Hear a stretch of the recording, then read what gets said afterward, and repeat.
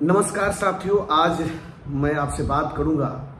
कि आखिर भारतीय जनता पार्टी और उनकी मोदी जी और अमित शाह की जोड़ी आम आदमी पार्टी और अरविंद केजरीवाल को ही टारगेट क्यों करती है। आखिर क्या समस्या है उनको इनके साथ, तो इस पर आज थोड़ा सा विस्तार से हम चर्चा करेंगे। आपको याद होगा कि 2011 में जब आंदोलन हुआ था, तो आंदोलन जब विकराल रूप लिया और खास करके जब दूसरे बार रामलीला मैदान में जो आंदोलन हुआ 16 अगस्त से जिसकी शुरुआत हुई थी, और उस 16 अगस्त के आंदोलन ने इतना विकराल रूप लिया पूरे देश में कि मीडिया से लेकर दुनिया देश के सभी न्यूज चैनलों में और आम जनता के जुबान पर एक ही बात था कि भ्रष्टाचार देश की सबसे बड़ी समस्या है और उसके जड़ में कहीं ना कहीं यहाँ का पॉलिटिकल सिस्टम है। उस आंदोलन के बाद लोग कहने लगे कि इसमें आरएसएस का बहुत बड़ा सपोर्ट था। उस आंदोलन के बाद मीडिया में यह चर्चा होने लगा कि अन्ना आंदोलन में अरविंद केजरीवाल तो अन्ना को मोहरा बनाए हैं, वो अनशन पे क्यों नहीं बैठते हैं। अनशन पे अरविंद केजरीवाल बैठे, मनीष सिसोदिया बैठे, गोपाल राय बैठे, सभी लोगों ने अनशन रखा जंतर मंतर पे, और उस समय के तत्कालिक सत्ता या विपक्ष का कोई भी नेता उस अनशन में शामिल नहीं हुआ और न उसने सपोर्ट किया मोदी। फिर भी लाखों की संख्या में लोग वहां जुटते रहे और अंत में 18 दिन की अनशन के बाद जब अरविंद और टीम की तबीयत खराब होने लगी, तो एक फैसला हुआ उस मंच से कि अब राजनीतिक विकल्प देने की जरूरत है देश में, क्योंकि तथाकथित जितनी भी पार्टियां हैं और जितने भी नेता हैं वो कभी इस दल में कभी उस दल में जाते रहते हैं और ये सिस्टम का बदलाव करना नहीं चाहते। और उस आंदोलन को हम लोग जन लोकपाल आंदोलन के नाम से भी जानते हैं। जैसे ही इस बात की घोषणा होती है, तो उस आंदोलन के बड़े बड़े चेहरा भारतीय जनता पार्टी में जाके शामिल हो जाते हैं, जिसमें किरण बेदी भी हैं, जिसमें वीके सिंह भी थे, अनुपम खेर भी थे, स्वामी अग्निवेश भी थे। बहुत सारे नाम ऐसे थे उस समय जो जाके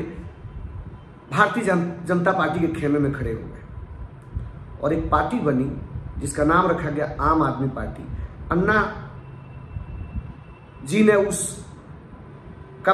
मंच पर तो समर्थन किया, लेकिन बाद में उन्होंने विरोध किया और विरोध करने के बाद उन्होंने कहा कि हमारे आंदोलन का आप लोग नाम नहीं लोगे, हमारा टोपी पटका हमारा यूज नहीं करोगे। इस परिस्थिति में आम आदमी पार्टी अरविंद केजरीवाल के नेतृत्व में दिल्ली में चुनाव लड़ती है और भ्रष्टाचार के मुद्दे पर 70 में से 28 सीटें जीत जाती है। और जब सरकार बनती है तो सरकार जब 49 दिनों में काम करती है, तो नायक फिल्म के हीरो की तरह पूरे लोगों को देश में यह पता चलता है कि कोई सरकार ईमानदारी से काम करे तो ऐसा भी हो सकता है। ये तो मैंने आपको भूमिका बताई। अब मैं रियल मुद्दे पे आ जाता हूं। असल खेल तब चालू हुआ जब अरविंद केजरीवाल ने देश के राजनीति को बदलने का जो बीड़ा उठाया था, उसके तहत मोदी जी के खिलाफ बनारस से चुनाव लड़ने का घोषणा कर दिया। शायद देश के इतिहास में पहली बार हो रहा था कि कोई बड़ा नेता किसी बड़े नेता के साथ चुनाव लड़ने गया, और बनारस का चुनाव ऐसा बन गया जैसे एक समय लगने लगा कि मोदी जी चुनाव हार जाएंगे। और बहुत सारी बातें आज मनगढ़ंत निकलती है, बहुत सारे रिपोर्ट आते हैं कि ईवीएम में फेरबदल कर दिया, जितना वोट गिरा था उससे ज्यादा वोट काउंटिंग हुआ, और अरविंद केजरीवाल को 2,09,000 वोट मिलते हैं और मोदी जी वहां से विजयी घोषित होते हैं। बीच के 10 महीनों में लोकसभा चुनाव के बाद दिल्ली में जो राष्ट्रपति शासन था, उसमें अमित शाह और मोदी जी ने एन केन प्रकारे न कैसे भी चाहा कि आम आदमी पार्टी को तोड़ ले, लेकिन पार्टी टूट नहीं पाई और अपने पैरों पे खड़ी रही। लास्ट में विधानसभा भंग हुआ और चुनाव होता है, और चुनाव होने के बाद जिस मोदी जी का रथ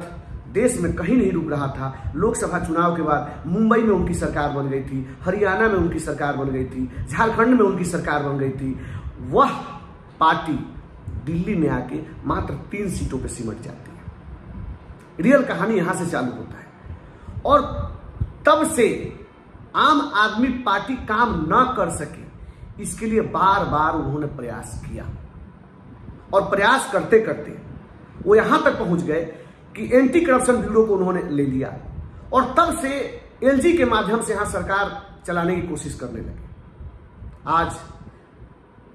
मैं तत्कालिक परिस्थितियों में आता हूं, आप कुछ चीजें याद करिए। देश के अंदर मोदी जी के समकक्ष कोई दूसरी पार्टी बोल नहीं पाती है, और एक तरफ अरविंद केजरीवाल कहानियों के माध्यम से बतलाते हैं कि कैसे चौथी पास राजा का देश पर कब्जा है। वह यह भी आंखों में आंख डाल के पूछते हैं कि आपका डिग्री जो है वो फर्जी है, वो आपको दिखाना पड़ेगा, बेशक आप हमारे पर मानहानि का केस कर दीजिए। उन्होंने यह भी बतलाया, यह भी समझाया कि आप सीएए का जब मुद्दा लेके आते हैं तो उन्होंने किस तरीके से देश को समझाया कि आप हिंदुस्तान के अंदर जो गरीब है, नौजवान है, उसको रोजगार और उसको सुविधा देने की बात करिए, न कि आप पाकिस्तान, अफगानिस्तान और बांग्लादेश के आए हुए लोगों को नागरिकता देने की बात करिए। और सदन से लेकर सड़कों तक उन्होंने जो काम करना शुरू किया, जैसे उन्होंने मुफ्त में इलाज की व्यवस्था की पूरे दिल्ली के अंदर, 400 तरीके का जांच मोहल्ला क्लिनिक के माध्यम से सैंपल इकट्ठा करके, अस्पतालों में मुफ्त दवाई, ऑपरेशन मुफ्त, और इसके साथ साथ शिक्षा में जो बदलाव किया, बड़े बड़े एजुकेशन माफियाओं का जो बोलबाला हुआ करता था, दिल्ली के सरकारी स्कूलों का कायाकल्प बदल दिया। और आप देखते हैं कि अमेरिका के राष्ट्रपति जब भारत आते हैं तो उनके परिवार को और उनकी रुचि दिल्ली के सरकारी स्कूल देखने में ज्यादा होती है, और दुनिया के जापान, जर्मनी, इटली, ब्रिटेन, यहां तक कि चाइना के भी लोगों को दिल्ली का सरकारी स्कूल अच्छा लगता है। और मोदी जी को जब चुनाव में मुद्दा बनता है गुजरात के अंदर, तो उनको टेंट में स्कूल दिखाना पड़ता है। मतलब एक मॉडल उन्होंने क्रिएट कर दिया अरविंद केजरीवाल ने, जिसके तहत मोदी जी को चुनाव लड़ना बड़ा मुश्किल हो गया। उन्होंने एक ऐसा मॉडल पेश किया जो न परिवारवाद की पार्टी थी, न भ्रष्टाचार की पार्टी थी, न किसी जाति की पार्टी थी, न धर्म विशेष की पार्टी थी, और दिल्ली में बार बार प्रयास करके भी मोदी जी को अरविंद केजरीवाल और उनकी टीम ने हरा दिया। 70 में से 67, 70 में से 62, और इस बार तो हद हो गई कि निगम में जो 15 साल से काबिज थी भारतीय जनता पार्टी, उसको भी आम आदमी पार्टी ने दिल्ली में हरा दिया। ऐसे तमाम बातें हैं जो अरविंद केजरीवाल के खिलाफ भारतीय जनता पार्टी और मोदी जी को खास करके खड़ा करती है। जिस गुजरात में कोई चुनौती नहीं मिल रही थी, वहां पे अरविंद केजरीवाल जाते हैं, और जाकर वहां पर जब प्रचार प्रसार करते हैं तो मोदी जी को नाकों तले चना चबाना पड़ता है, और साजिशन दिल्ली के एमसीडी का चुनाव रोक कर और गुजरात के साथ चुनाव कराते हैं। फिर भी आम आदमी पार्टी उस मोदी जी के गढ़ में जाकर 43 लाख वोट लेती है, और 39 सीटों पर वो सेकंड रहती है, और 5 विधानसभा की सीटें जीत जाती है, और देश की राष्ट्रीय पार्टी बन जाती है, सबसे तीसरी राष्ट्रीय पार्टी बन जाती है, और तेजी से बढ़ने वाली पार्टी बन जाती है। गोवा में भी जाके वो अपने 2 विधायक जिता लेते हैं। पंजाब के अंदर भी उनको 117 में से 92 विधायक मिल जाता है, और वहां पर भी सरकार बना लेती है। और जो मॉडल पेश करते हैं कि अब ड्राइवरी लाइसेंस बनवाने के लिए आपको आरटीओ के चक्कर नहीं लगाने पड़ेंगे, दलालों को पैसा नहीं देना पड़ेगा, राशन आपके घर में आएगा, आपको जाके ब्लॉक में और डीएम के यहां जिला कार्यालय में बिना किसी रिश्वत के सारे डॉक्यूमेंट बन जाएंगे, आपके घर पे ऑनलाइन सारी व्यवस्था हो जाएगी। बुजुर्गों को तीर्थ यात्रा कराना हो, चाहे अब जब राम मंदिर का मुद्दा उठाते हैं तो यह सबको निमंत्रण देते हैं, कोई नहीं जाता है, कोई बोल नहीं पाता है। अरविंद जी बोलते हैं, उस दिन पूजा का आयोजन करते हैं, और उनके इवेंट के चंद दिनों के बाद भगवत मान के साथ जाकर और राम मंदिर में रामलला का दर्शन भी करते हैं। तो हर एक मुद्दे जो अरविंद केजरीवाल उठाते हैं वो मोदी जी को कहीं ना कहीं घाटा देता है, और वह उस पर जवाब नहीं दे पाते हैं अरविंद केजरीवाल जी के सवालों का, उनके पार्टी के सवालों का। अतः जब उनको डर लगने लगता है कि लोकसभा चुनाव हम तो हार ही रहे हैं, लेकिन और बुरे तरीके से न हार जाएं, तो एक साजिश रचते हैं, और दिल्ली का शराब घोटाला बनाकर अरविंद केजरीवाल की पूरे टीम को पहले मनीष सिसोदिया को डालते हैं, फिर इसके बाद संजय सिंह को डालते हैं, फिर खुद अरविंद केजरीवाल को जेल में डाल देते हैं, और झूठे आरोप में उनको जेल में डालते हैं। लेकिन दिल्ली की जनता जानती है,